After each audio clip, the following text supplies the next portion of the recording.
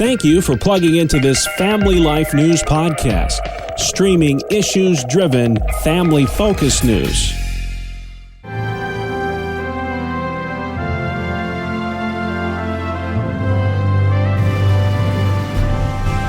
One of the biggest issues of 2023 was the change in abortion law.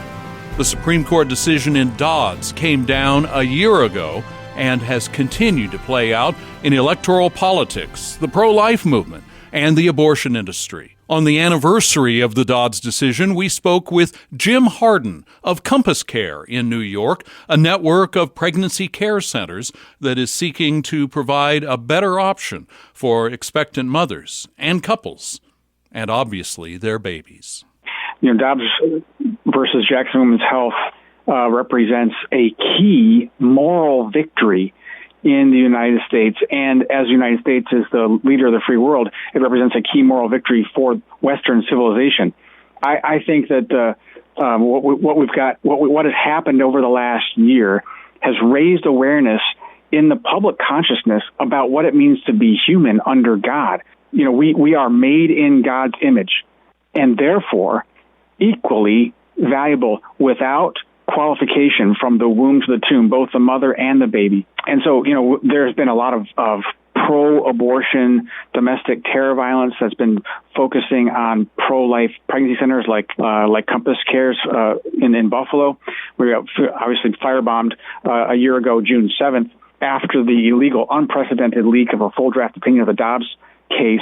A lot of headway made in the United States of America over just the last year to save more lives from abortion. And we know that when you make abortion restricted or illegal in a state, that it does reduce the numbers of abortions in those states. And the contrary is also true. The more you deregulate abortion, the more you spend taxpayer dollars on abortion, like New York State does, it increases the numbers of abortion. Abortion is wrong everywhere and always. And so for the first time in the history of abortion in America, the pro-life community has the opportunity to compete head-on with this billion-dollar abortion complex with 21st century telehealth tools, reaching and serving women before they travel to New York State to get a surgical abortion or before they go online to the telehealth abortionist to get these dangerous drugs illegally shipped to them in the mail. So great news.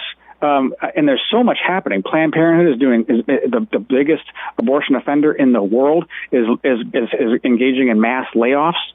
The Gallup poll came out recently, long-standing poll, basically showing that there's more people in America want abortion restricted than ever before. And so, you see the abortion industry and pro-abortion kind of politicians and extremists responding vehemently, violently in many cases, to just essentially protect the abortion industry. They don't care about women. They don't care about reproductive rights. They don't care about any of that. They care about what abortion gives them. Abortion gives them absolute power, the ability to decide who lives and who dies. And if we continue to vest the government or government officials with the power to decide who qualifies as a person protected under the law and who doesn't, it's a slippery slope. Because who's next? If it's preborn babies today, it might be those who want to protect preborn babies tomorrow, which is why I think we're being treated like second-class citizens by federal law enforcement, or it could be whoever is most expensive to take care of. It could be the elderly. It could be whatever they want. It's a slippery slope, and all people need it. What does the Declaration of Independence say? It says we are endowed by our Creator with certain inalienable rights. The one that presupposes all other rights is the right to life. You can't have any other rights, of course, if you don't have the right to life. And if the government starts to fabricate rights like, say, abortion, then it will always compete with the inalienable ones like life. And so we're facing some great times ahead. Also, we're getting some significant headwinds. The Department of Homeland Security released a bulletin from the National Terrorism Advisory System warning of increased violence because of these judicial decisions.